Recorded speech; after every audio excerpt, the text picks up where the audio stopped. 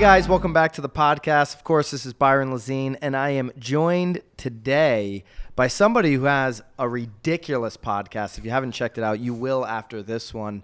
Dustin Brohm. Dustin, pleasure to have you, brother. Yeah, thank you. I appreciate it. This is like super unique. We're obviously both in Vegas here for Inman Connect Las Vegas 19. So this really did work out. And listen, now I've got something I can wear. We've got the Massive Agent. Dustin's got the Massive Agent podcast, Massive Agent t-shirt. And I was out of clothes for my plane ride tomorrow. So this really is effective. Love it.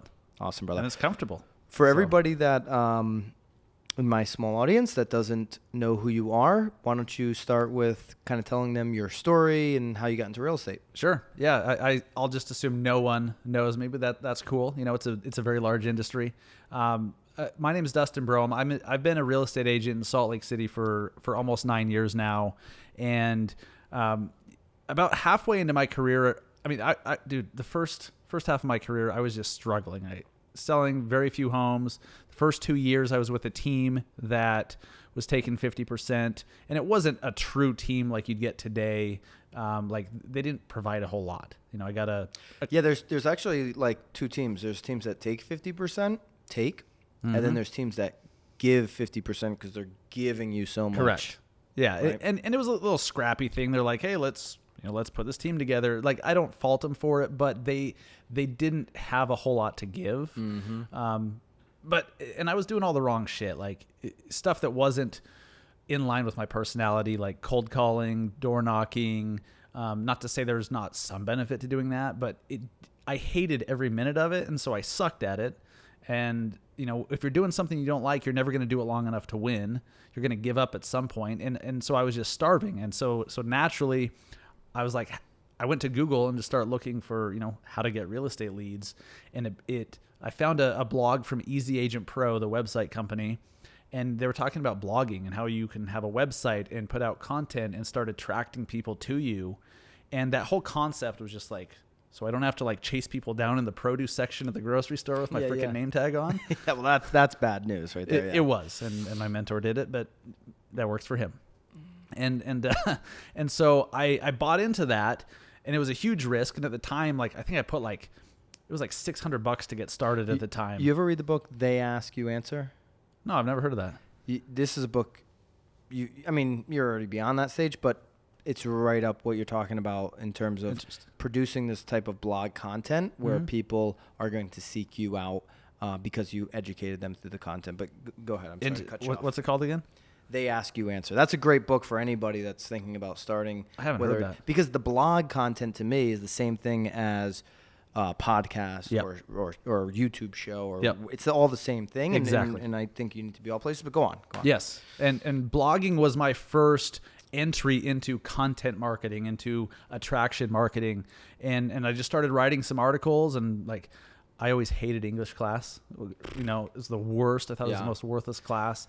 And right after science, that was, science, at least you got to like, you know, have some shit bubbling out of a tube. Like English was just garbage. And so I'm like, I'm not a writer, but I need to get business. So I'm not a writer, but I'll write. I'll write the way I speak. And I found out it was well received. People enjoyed just like reading something that wasn't so stuffy and wasn't like so polished.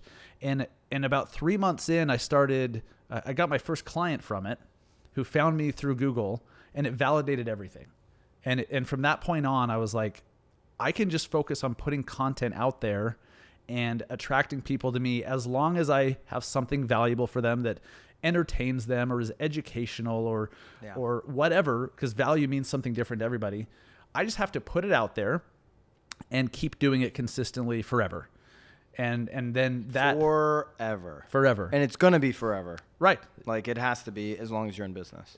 As long as you want to keep getting business. Yeah. Exactly. You got to keep it going. And one thing led to another. Once you start creating content, now you have to get people to see it. Mm-hmm. You have to get people to know it exists. And if you're blogging, you have to get people to find you. It doesn't just happen. So then I started going down the road of social media, Facebook ads, and I found out that I loved social media. I loved marketing.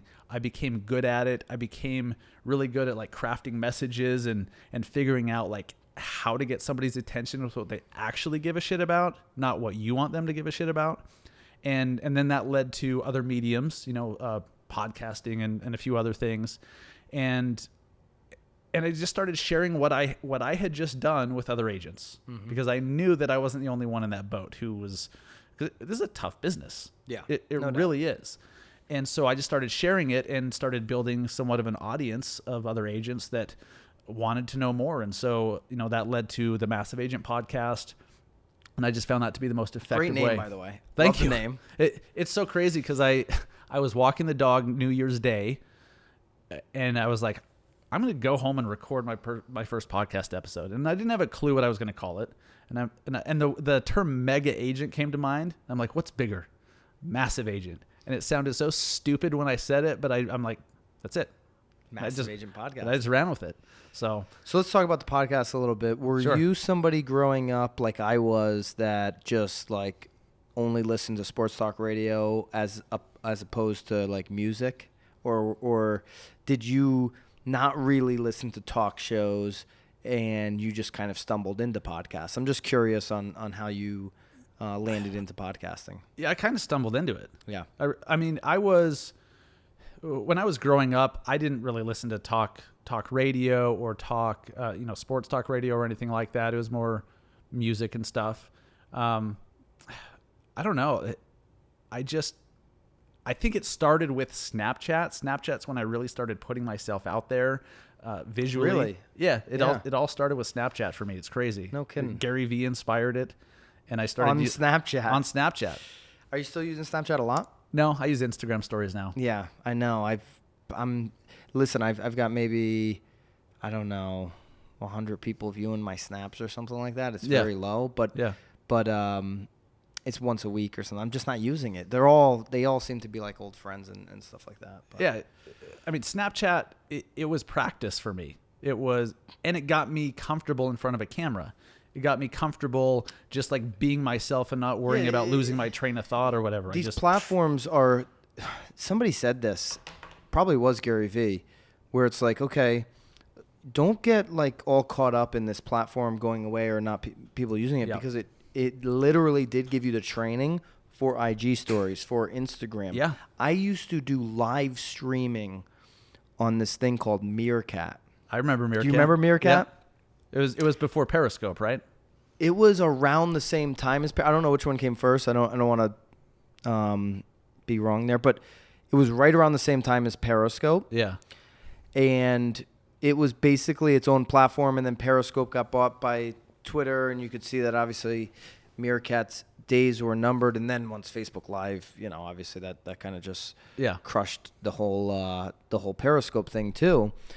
But Meerkat was this weird thing where you would, I would sit there on a live stream for like 3 hours straight. Like now you Facebook Live and it's like 20 minutes. Right. And there was like these points that you would get, by meerkatting, right? So you would, you try to get the points. And I actually still engage, whether it's on Instagram or Facebook, with some of the people that were heavy into that meerkat community. Sure. But it absolutely gave me a skill set that I'm using today. Absolutely. Yeah. And Gary Vee talks about that himself. He talks about, I had never even heard of it, but what was it? It was before YouTube. It was like that's social cam or something like that. Yeah. I'd never even heard of it, but he's like, I practiced on that, and then when YouTube came around, he was ready for it. That's right. And so for me, it started on Snapchat. It got me comfortable and comfortable with just being myself and not worrying about swearing if I want to or losing my train of thought or just like. And it was going away, up. so there was probably that ease of like, hey, if I don't really like it, it's disappearing in 24 hours. So yeah, I think that probably factored in a little bit. But yeah, and then one thing leads to another, and you find other mediums that you like more or that are better for what you're trying to do, and you just go with it. Like we overthink shit way too much. Absolutely. So why podcast? I'd always wanted to do a podcast. I mean, I listened to Pat Flynn quite a bit and his Smart Passive Income podcast. I've just always wanted to do it. I was like, that'd be cool. And it was one of those things I just added to the list. Like I'll do it eventually, like we all do with certain things. And for anyone if people watch The Real Word, which, some of these guys watching this podcast probably do, you would know that we're up for the Inman Innovator Award in the podcast crazy. category. Yep. Myself and Nicole with The Real Word, and your podcast, and Tom Ferry's, and a number of other really good podcasts. Yep. And that's kind of brought us here. Kevin and Fred. Today. You can't forget Kevin and Fred. Who else you got? You know who I thought was really good was that I had never listened to until I saw the list was, and now I'm not even Robertson with whoever he's doing one with our partner in there, Greg Robertson. Is it Rob Hahn? Yes, and Hahn. Okay. I thought that was. I don't know if you checked it out. I haven't heard that one yet. Yeah, it was very good. They've got that Joe Rogan style where they're just kicking it, chilling, bantering. Yeah. I thought it was really good. Yours is really good. I thought they did pick a good list of people. They did. It's diverse. Yeah. And yeah, there were shows on there I'd never heard of. Yeah, it's a good list. So your podcasts are 30 minutes, hour. What are they typically? They're about an hour. About an hour. Yeah. I started out, when I started, it was just me, and I'd have a guest on every once in a while. And then I realized having a guest really helps with growing the podcast, and it takes a lot of the pressure off me as a host too. Yeah. And plus, like, I don't know everything. It's good to have other perspectives on stuff too. So yeah, when I started doing interviews, they crept up on an hour. And it's a unique skill set to be able to pull a podcast off by yourself. Yeah. You know what I mean? Yeah. Because you're talking literally to yourself. Mm-hmm. I do that on the radio. I have a radio show on Saturdays, and if Pat doesn't show up, we record now. Sam's sitting here behind the camera, and we'll record, and then we'll put it on the radio. But when I do live shows and Pat doesn't show up, I'm just doing it like Mike Francesca. For those of you that know old sports talk New York radio, Mike Francesca. Oh, look at this. We've got the broke agent FaceTiming us in the middle of a podcast. Should we pick this up right now? Bring him in, yeah. BA. No, he's gone. BA's gone. Also. We'll do a podcast with BA later. But, yeah, that's a unique skill set, doing a podcast and carrying a conversation on your own that somebody actually wants to listen to, right? You know, that's a hard challenge. So you've been bringing in the guests. Is that kind of really taking the podcast to the next level, or? It contributed to it for sure. Yeah. Yeah, and I think a lot of it is consistency.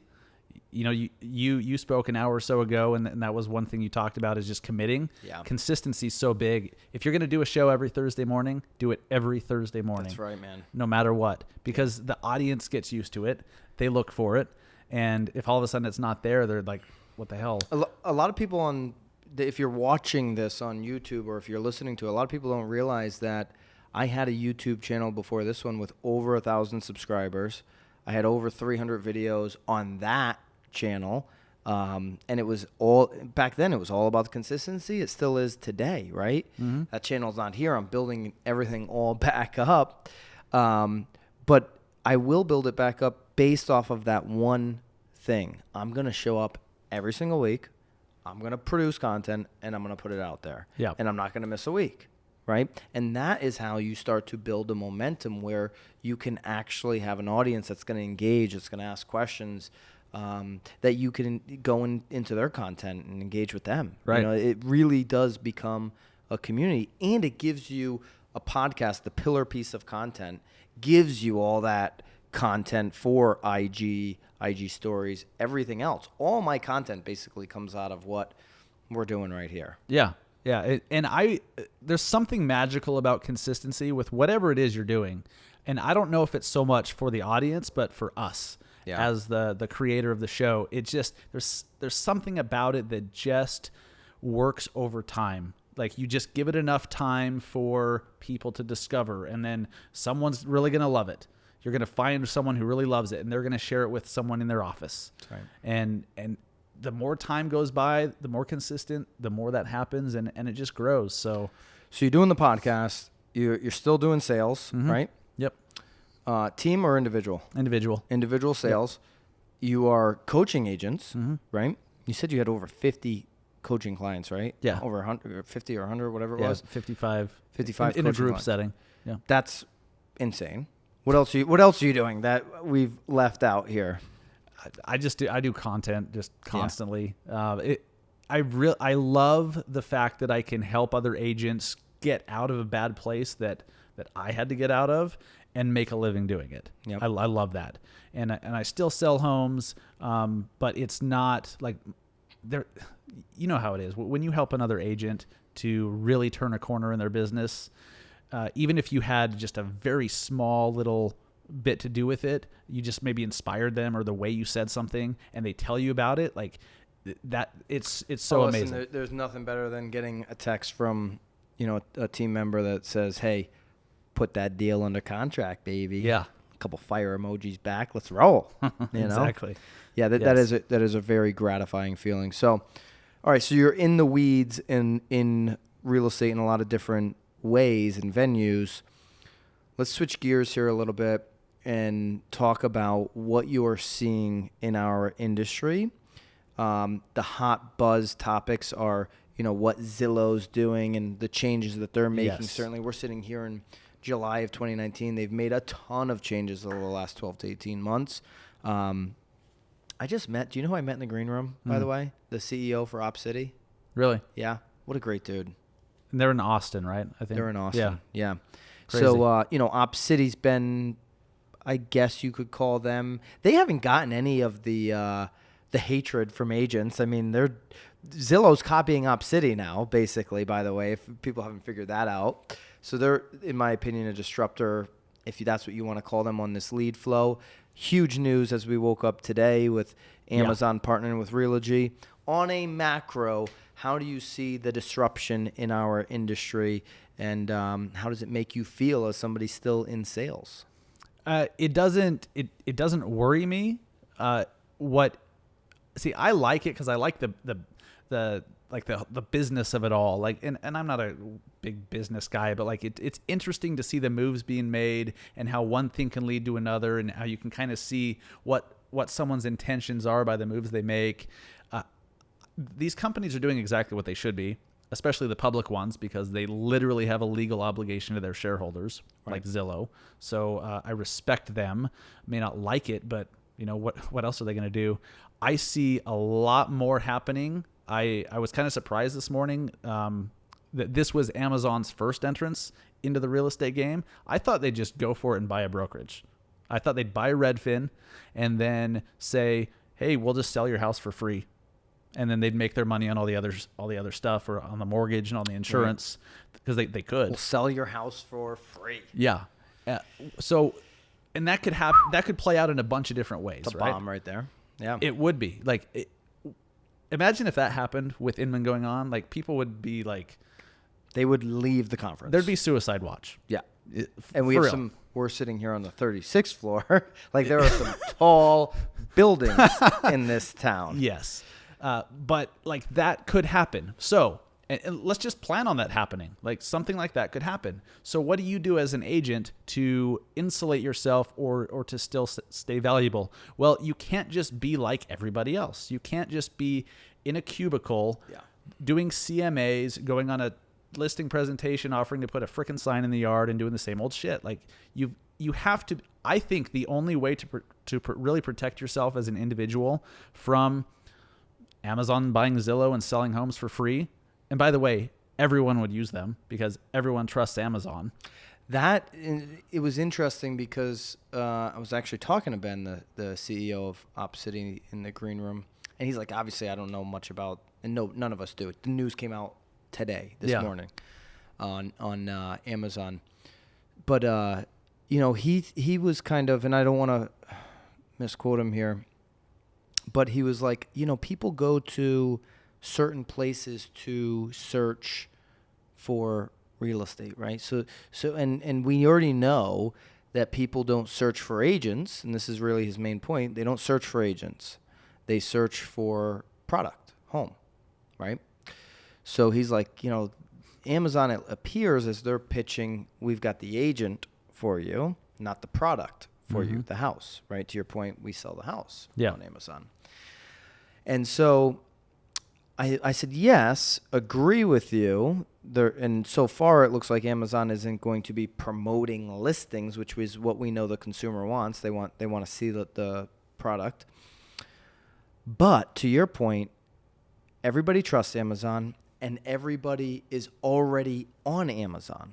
And they trust that platform. So my wife's on Amazon right now. I'm sure she's scrolling the app looking for stuff to buy right now. And Amazon knows everything about everybody. Yep. And so now, the people that are searching for, maybe it's a bunch of bins because they're about to move, right? Yep. And that thing pops up and says, hey, not only do we have an agent for you, but if you pick our agent in this price range, you're going to get $5,000 of free stuff from Amazon. Who doesn't want $5,000 of free stuff from Amazon? Now you're like, maybe I will start the process the right way, agent first, not house first, right? And so that's what I said to him as he was going on stage. Is what I basically said. I said, yeah, but everybody's already on Amazon, and they already trust it. Exactly. We're letting Amazon open our front doors and open the garage doors already. Yeah. Like, people are doing that. So I think the only way to protect yourself as an individual agent is to be a local celebrity, to be a local influencer, local brand. If people do not know who you are at a local level, you don't stand a chance. Amazon, Zillow, all these guys, whatever the hell comes next, Google's AI, whatever, and some craziness is going to happen that we can't even wrap our heads around, not next year, but maybe 3 years from now. That's going to be so hard to penetrate at a local level. In Holiday, Utah, which is a suburb of Salt Lake, or Holiday, Utah. Which big shout out to Holiday. Big shout out to Never Holiday. heard of Holiday. I'm the worst with knowing shit.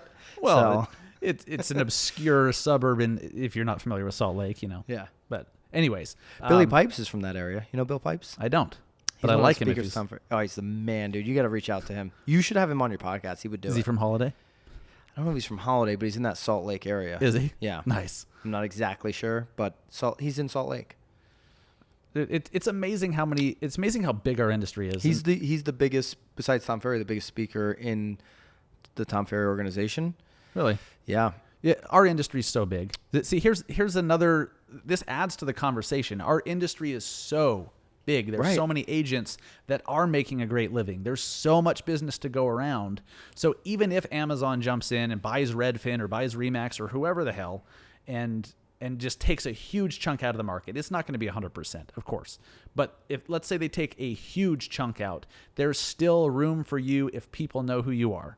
Right. If you are the trusted brand locally, if you have a podcast, if you have a video show, even if you just do awesome events once a month that the community comes to and everyone knows you and trusts you, that's how you win at a local level. Like, everyone in between, there's the celebrities, everyone in between, which is most agents, and then the mega teams that just have their systems dialed in, that they can spend ungodly amounts on leads. Everyone else is going to be dead. And here is the mega teams that have all their systems down are in a good place to survive, because whether it's OpCity, Zillow, Amazon, blah, blah, blah, blah, blah, they need somebody to get out there and put the systems to work and do the groundwork, because none of those companies are interested in building the infrastructure of hiring, training, and producing real estate agents. Right. I agree with that. Right. Like, that's just, if you're paying any attention, blatantly obvious at this point. That's why I think if Amazon wanted to get into that game, they'd buy a brokerage. Yeah. Redfin makes sense. Based in Seattle, already using Amazon Web Services. I don't think they're sellers. Maybe not. They make sense for me. When they did the partnership with Remax, I'm like, Remax should just buy Redfin. Yeah. Like, that was the and I don't even think Remax says maybe they could get invested. Whatever. I'm speculating there, but to me, that match was perfect. And obviously it ended in about a week, but Remax and Redfin was a perfect match because Remax brand is this balloon. And the reason Remax does well nationally and globally, is because they have entrepreneurial agents that are rock stars, to your point, in their local areas. Yep. Now, if you put the layer on top of that of the second biggest real estate website in the country, that made a lot of sense to me. But Remax said, you know what, we're sticking up for the agent when they saw the the whole Redfin, will sell without an agent direct to the consumer thing. Right. And they ended that partnership. But yeah, I agree. I think Redfin is, it could be very interesting. They've never made money. They're a website, in my opinion. They're not a brokerage, although they have agents. They're not good at the brokerage side. Yeah. Yeah. Amazon could buy anybody. They really could. I mean, Redfin. Oh yeah. Redfin's a few billion, Remax, a few billion. That's right. Amazon, $1 trillion. Correct. Yeah. We can't even wrap our heads around that. Yeah. And I know they're worth a little bit less now, but like they could literally write a check for any brokerage they want. Zillow just bought, they became a lender. They just bought a mortgage company. Yep. So we say this not to scare you, like don't be scared, but like this is how important it is right now to do, to do what you've been telling yourself that you would do and launch that show, do a podcast, launch that, marketing campaign locally that everyone will know who you are all of a sudden. Do it now, because like this stuff will happen. It may not look exactly the same, but something like this will happen. And there are so many agents that are like, that's just not me. I don't want to do that. But I get referrals. Yeah. I get referrals. Yeah. But yeah, to your point, when those referrals dry up because they're getting a $5,000 free package from Amazon because you didn't put yourself out there, you didn't stay in front of them, you didn't produce the content, you didn't have the brand that they remembered. Yeah, you're in a vulnerable spot. Right. And I've had numerous older agents that have had referral-based businesses for decades that they're freaking out now. They're like, what do I do to get business? Because my referral base is now younger, kids of parents are now like they're wanting to do it themselves. They're not wanting an agent. They're wanting to do Redfin. They're wanting to use Homey in Utah and Phoenix. I think Homey's in or whoever. We've covered Homey on the Real Word a bunch. Not Homey. A bunch, but like 2 or 3 shows where you talked about them because they had that really I don't want to call it viral, but that campaign that they ended up getting in trouble for. I don't know if you remember the political one? Yeah, the political one. I thought that was so tame.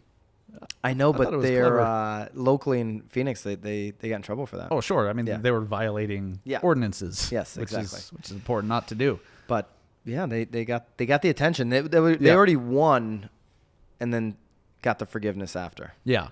See, what these companies have to their advantage is they don't come from where we do, where like we have it built into us or drilled into us that things are done a certain way. Right. They just come in, they're like, how should it be done? And they don't give a fuck about NAR. They don't. So it's like, okay, you guys worry about the NAR shit in your book of ethics, and we're just going to dominate you. Yeah, and we'll just break shit, and we'll make mistakes, and maybe we violate this accidentally, and we'll fix it, and then we'll just keep rolling.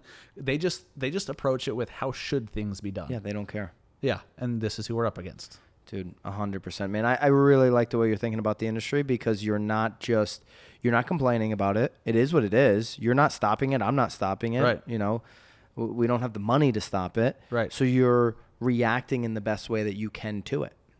There's no other option. I mean, we could start one of these companies. We could, create some sort of tool to assist agents and, become wealthy off that. I mean, we could do whatever we want. There's nothing that says that you must only sell homes and have your income 100% reliant on transactions. Actually, let's do this to wrap this podcast up.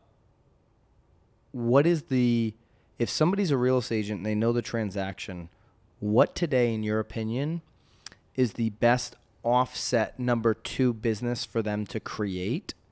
I've got my answer, but I'm curious. I'll let you go first. I'm curious on your answer because to your point, you can do anything. Yeah. And if you know the transaction, there are a number of spokes that come off of that transaction that could be a business around it. And this is how I think more real estate agents need to be thinking. So what do you think is the number 1 easiest business in anybody's local market that they could spin off of their real estate business?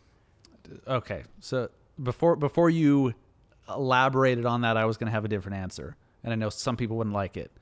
But look, I think if Keller Williams, EXP, anyone who has a recruiting aspect to their business model, that is an option if you choose to accept it. Absolutely. without like distracting and going off and like opening an ice cream shop. It's in line with what you're currently doing. You're just saying, hey, come with us. Yeah. Right. So that's a viable option. That's where I was going to go with it. And then when you elaborated, like, now I don't even know how to answer that. Like, I have a friend in Salt Lake who is working on an app that will basically let teams, it's basically, I hate the Uberizing term, but I don't know any other way to say it, where you can go on an app and just hire a showing agent for, $40 a showing or whatever. And they kind of like bid for showings. And so you don't need to have showing agents on staff. You could just have the app do the it. Uber of showing agents. Right. Yeah. And he's an agent and he sees the need for it. And so that, obviously takes a somebody who knows development of product. Not everyone can do software. that for sure. I'm going to go super like just basic because I think this is the most obvious thing that the one hard thing is you need the people that actually can do the work. But everybody's local community right now is in need of a plumber, an electrician, a handyman, a sheetrocker, a contractor, and I know somebody in Massachusetts, Steve Revis. Shout out to the Revis Realty brokerage up there in small little western Massachusetts.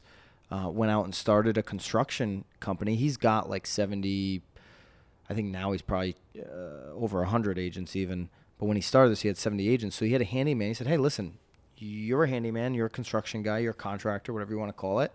I'm a business guy. I have back end business figured out. Why don't we partner 50-50? And by the way, I've got 70 agents over here that are going to be instant leads for you. They all have inspection issues, blah, blah, blah, blah. Right. And nobody can find not only can they not find a good contractor right now, most of these contractors and these trade companies in your local community are doing anything in terms of marketing and branding themselves. That industry is wide open, and it's an industry that has zero chance of AI or a robot. There is not going to be in 2030, you can mark this down, there will not be a robot that comes into your house and rewires the electrical or replumbs it. Right. That's not happening on the little homeowner level. And it's not even practical right now, right, for them to, the way these homes are built, 1980s homes, you're going to have a robot go in there and crawl through walls and figure out how to, it's just not going to happen. Yeah, not a chance. Right? Watch, it'll happen next year. I'll look like an idiot. That's smart, though, so I wouldn't have thought of that. You understand Facebook ads. You understand how to build a brand. Yeah. This is a home run for agents. Absolutely. That's extremely smart. Those who choose to build a local brand, a local media company that sells homes, there's other ways to monetize a media company. If you have eyeballs on your brand at a local level, there's lots of different ways to monetize it. You could have, sponsorships. You could have, like, if you have a local podcast, you can get sponsors to cover that. You can do advertising on the website. You can do all sorts of stuff like a traditional media company. I'm so glad you went there, because if you're just going to say, you know what, all I want to do is be a buyer agent for the next 20 years, I've been saying this for a long time, you are incredibly vulnerable of being put out of business. And even the next step, I just love homes. I just want to help people buy and sell real estate. Look around at what's happening. This is not to scare you, to your point, but you're vulnerable at this point. Extremely. Right? And so it's either build brand or have 3, 4, 7 different revenue streams coming in and invest in other businesses around the transaction, because we all understand how many different opportunities there are. Gary Keller talks about this all the time with Keller Williams. Like, we want a client for life now, and that's why they're building out that AI, right? They're talking about building a client for life where after the home is closed, listen, they're going to sign up for TV. They're going to sign up for, they're going to have bills. They're going to have handymen. They're going to have pride of ownership, hopefully, and reinvest into that home. And there's going to be opportunities for KW or whoever is there for that home seller to provide a service. Absolutely. Yeah. I fear for those who, like you said, they're like, I just like selling homes. I just like helping people. Well, cool. Continue doing that. But what else are you going to do? Because what happens if you get sick or injured, or your kid has to go to the hospital for 6 months and you can't show homes anymore? Then what? And can't you help them more if you, when they do call you and say, hey, I need a handyman, if you can, for example, get somebody over there the next day where they're, call this person. Hey, I called that person, they're calling me back. Yeah. That's not helping them. Right. Giving them a phone number isn't helping them, but providing the service instantaneously, Amazon, that is helping people. It's helping people. It's making you a more valuable agent because you're providing so much more than you were before. So I love that example. I think that's brilliant. And now you've got the wheels turning for me. Good. Well, we'll catch up on this you're going to have me on your podcast? Absolutely. Dude, when I go on your podcast, I'm wearing the t-shirt. All right.